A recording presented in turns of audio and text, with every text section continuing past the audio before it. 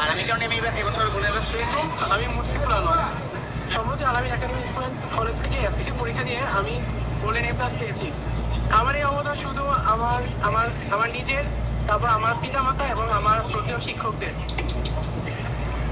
আলামিন একাডেমি আমাকে properly nursing করে এসেছে শিশু শ্রেণী থেকে দশম শ্রেণী পর্যন্ত। তাদের অবদানকে আমি কোনো মতেই ডিনাই করতে পারি না। আমি সর্বপ্রথম মহান আল্লাহ তাআলার প্রতি কৃতজ্ঞ পোষণ করছি, যিনি আমার তৌফিকে গোল্ডেন এ প্লাস রেখেছেন, আলহামদুলিল্লাহ। এবং আমি আশা ব্যক্ত করি আমি আমার এই রেকর্ডটা যেন করে রাখতে পারি। আলহামদুলিল্লাহ, আমি আলামিন একাডেমি স্কুল অ্যান্ড কলেজ থেকে এসএসসি 26 গোল্ডেন এ প্লাস পেয়েছি। আমি আজ একাডেমির সকলের প্রতি কৃতজ্ঞ, শিক্ষক, আমার অভিভাবক এবং আত্মীয় স্বজন সবার প্রতি, আমার বন্ধুদের প্রতিও, এবং আমি প্রার্থনা করি সৃষ্টিকর্তার প্রতি যেন এই একাডেমি আরও দীর্ঘায়ু হয়ে আরও ভালো রেজাল্ট করতে পারে এবং সবাই মিলে যেন আমরা ভালো থাকতে পারি, একটা সুন্দর বাংলাদেশ গড়ে তুলতে পারি। Alamin academy school and college SSC 2026-এর রেজাল্ট আমাদের খুবই সাফল্যজনক রেজাল্ট হয়েছে। এতে আমরা সবাই খুশি।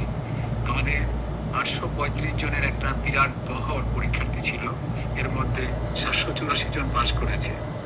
আমাদের পাশের হার হচ্ছে 93.89%।